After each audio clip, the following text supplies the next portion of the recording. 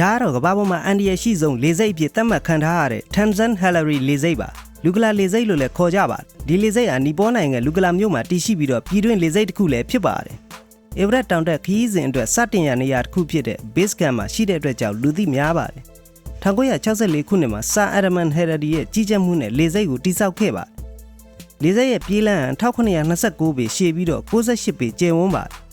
အမြင့်ကတော့9334ပေရှိပြီးတော့ကဘာပေါ်မှာအမြင့်ဆုံးလေစိတ်တစ်ခုဖြစ်လဲသတ်မှတ်ခံထားရပါတယ်။လေစိတ်ကိုတန်ကြိုးတွေနဲ့ကာယံထားပြီးတော့နီဘောတက်မတော်နီဘောရက်ွက်ရဲတပ်ဖွဲ့တွေကစောက်ကြည့်လျက်ရှိပါတယ်။ဒီလေစိတ်မှာလေရင်ငယ်တွေနဲ့ရဟတ်ရင်တွေသာဆင်းသက်ခွင့်ရှိပြီးတော့နေကင်ဘက်မှာပဲအသုံးပြုကြပါတယ်။မိုးရာသီမှာလည်းရာသီဥတုဆိုးဝါးလို့ပိတ်ထားရတာများပါတယ်။2008ခုနှစ်ဇန်နဝါရီလမှာအေဗရက်တောင်ထိပ်ကိုပထမဦးဆုံးရောက်ရှိခဲ့ကြတဲ့ရှာပါတန်ဇေနော်ဂေးနဲ့ဆာအက်ဒမန်ဟယ်လရီတို့ကိုဂုဏ်ပြုတဲ့အနေနဲ့ Tanzan Hillary လေစိတ်လို့နာမည်ပြောင်းခဲ့ပြီးတော့သူတို့ရဲ့ကြိုးပမ်းအားထုတ်မှုကိုအသိမှတ်ပြုခဲ့ပါတယ်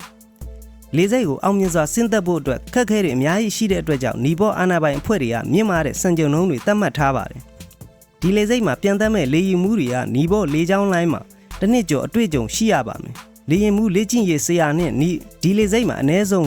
10ချိန်ပြန်သက်နိုင်ခဲ့သူဖြစ်ရပါမယ်။ဒီလေစိတ်ကလေရင်ပြတ်ကျပြီးတော့အသေးအပြောက်များတဲ့အတွက်ကြောင့်ကမ္ဘာပေါ်မှာ20ကျော်ကြာအန္တရာယ်အများဆုံးလေစိတ်အဖြစ်သတ်မှတ်ခံထားရပါတယ်